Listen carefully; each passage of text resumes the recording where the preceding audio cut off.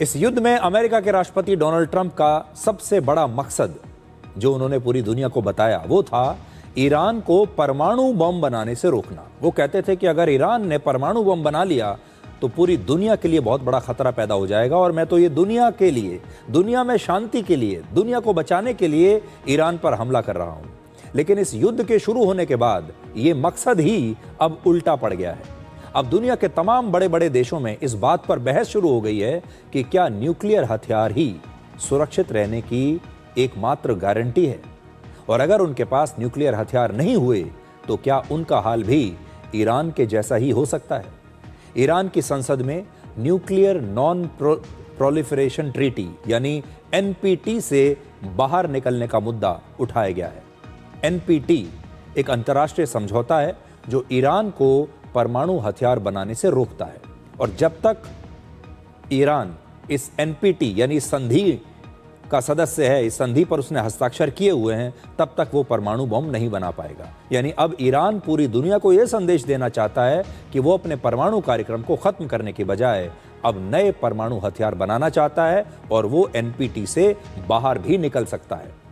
अंतर्राष्ट्रीय एक्सपर्ट्स मानते हैं कि ईरान युद्ध के बाद पूरी दुनिया में न्यूक्लियर डोमिनो इफेक्ट हुआ है, जिसके बाद दुनिया के बाकी देशों को अब यही लगता है कि अगर उनके पास परमाणु बम होगा तो उन पर ईरान जैसा हमला करने की हिम्मत कोई दूसरा देश नहीं दिखा पाएगा।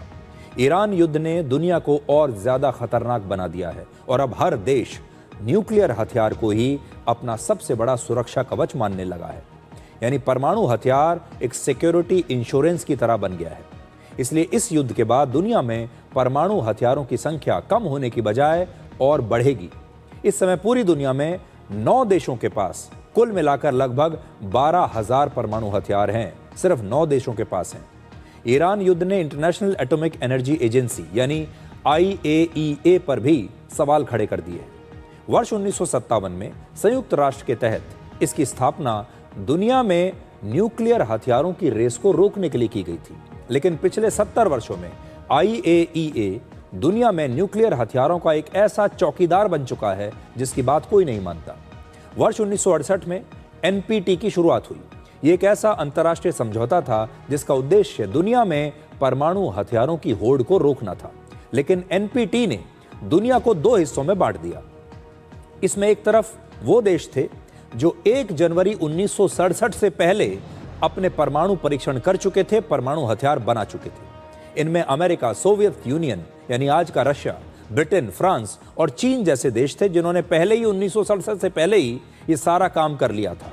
इन देशों को न्यूक्लियर वेपन स्टेट्स कहा गया, यानी ये आधिकारिक रूप से न्यूक्लियर वेपन स्टेट्स बन गए हैं। इनके पास न्यूक्लियर हथियार हैं और रहेंगे। ये देश अब ये चाहते थे कि परमाणु हथियार सिर्फ इसी न्यूक्लियर क्लब तक सीमित रहें, मतलब सिर्फ हमारे पास रहें और कोई ना बना ले, और दुनिया के बाकी देश परमाणु हथियार कभी ना बना पाएं। इसलिए ये तमाम देश और इनकी जो संस्थाएं हैं उन्होंने एनपीटी नाम का एक एग्रीमेंट बनाया और बाकी देशों से कहा कि आप एनपीटी पर हस्ताक्षर कर दीजिए। भारत ने एनपीटी समझौते पर हस्ताक्षर करने से पहले ही इनकार कर दिया था और भारत का तर्क था कि यह समझौता भेदभावपूर्ण है और यह नियम भारत को कमजोर बनाएगा। पाकिस्तान और इजराइल ने भी इस समझौते को कभी स्वीकार नहीं किया। वर्ष 1970 में जब यह समझौता लागू हुआ तो इसमें दुनिया के 191 देश शामिल हो गए, यानी आप समझ लीजिए पूरी दुनिया शामिल हो गई, 191 देश शामिल थे। लेकिन भारत, पाकिस्तान और इजराइल सिर्फ 3 ऐसे देश थे जिन्होंने इस समझौते पर हस्ताक्षर नहीं किए। नॉर्थ कोरिया ने शुरुआत में एनपीटी पर हस्ताक्षर कर दिया, लेकिन वर्ष 2003 में वो इस समझौते से बाहर निकल आया। सबसे दिलचस्प बात यह है कि ईरान शुरुआत में एनपीटी में शामिल हो गया था, लेकिन इसके बावजूद ईरान के न्यूक्लियर हथियारों को लेकर हमेशा सवाल उठते रहे। अमेरिका ईरान पर अपने न्यूक्लियर प्रोग्राम को छिपाने का आरोप लगाता रहा। यानी दुनिया ये समझती थी, खासतौर पर अमेरिका जैसे देश, कि ईरान ने एनपीटी पर हस्ताक्षर तो कर दिए, दुनिया के सामने ये कसम खा ली कि अब हम परमाणु हथियार नहीं बनाएंगे, लेकिन वो चुपचाप छिपकर अपने परमाणु हथियार बना रहा है। आज सवाल यह है कि ईरान एनपीटी का सदस्य अभी भी है और ईरान में चलने वाले परमाणु कार्यक्रम की निगरानी खुद यही परमाणु संस्था कर रही है, अंतर्राष्ट्रीय संस्था जिसके बारे में अभी हमने आपको बताया। लेकिन इसके होते हुए भी न्यूक्लियर हथियारों को ही मुद्दा बनाकर अमेरिका और इजराइल ने ईरान पर हमला कर दिया। यानी आज IAEA और NPT परमाणु हथियारों को रोकने के लिए सिर्फ एक दिखावे और एक बेबस मंच बनकर रह गया है, क्योंकि पिछले 70 वर्षों में दुनिया में परमाणु हथियार कम होने की बजाय बढ़ते ही चले गए और अब इन्हीं हथियारों को मुद्दा बनाकर ये युद्ध लड़ा जा रहा है। हमने इतनी संस्थाएं बना ली, NPT जैसा एग्रीमेंट बना लिया, फिर भी परमाणु हथियार बनते जा रहे हैं। NPT पर हस्ताक्षर करने वाले दुनिया के 191 देशों से 4 वादे किए गए थे, क्योंकि आपके दिमाग में भी ये बात जरूर आएगी कि जिस देश ने NPT पर हस्ताक्षर कर दिए और कह दिया कि अब वो न्यूक्लियर हथियार नहीं बनाएगा, तो उसे बदले में क्या मिलेगा।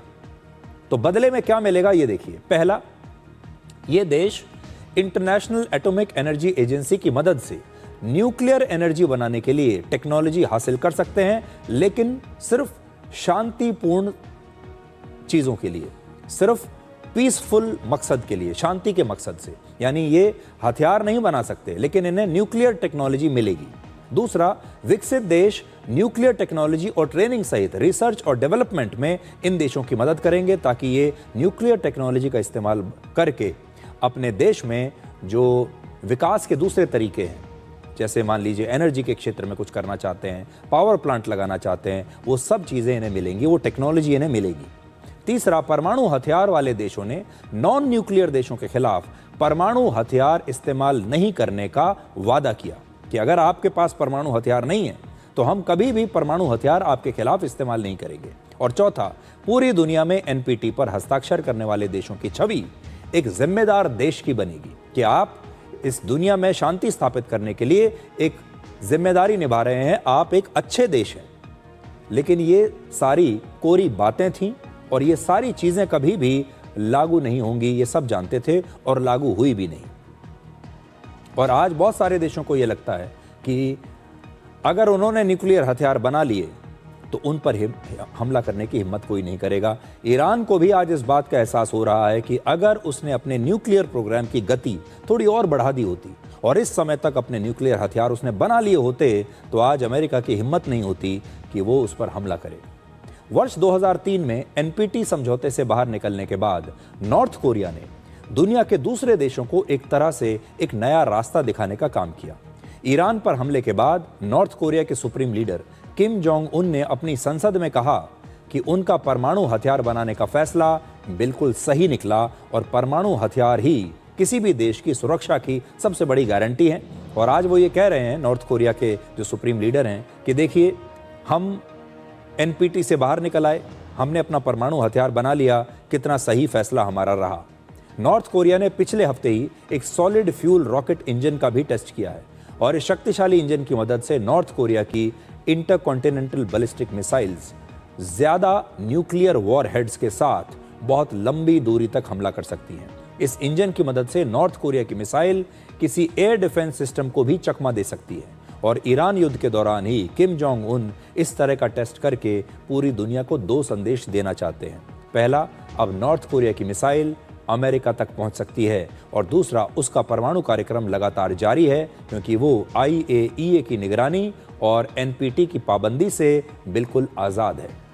आज दुनिया भर के कई देशों को यही लग रहा होगा कि ईरान पर अमेरिका ने इतनी आसानी से इसलिए हमला कर दिया क्योंकि उसके पास परमाणु हथियार नहीं है, लेकिन वही अमेरिका नॉर्थ कोरिया पर बिल्कुल खामोश बैठा है क्योंकि नॉर्थ कोरिया के पास परमाणु हथियार हैं।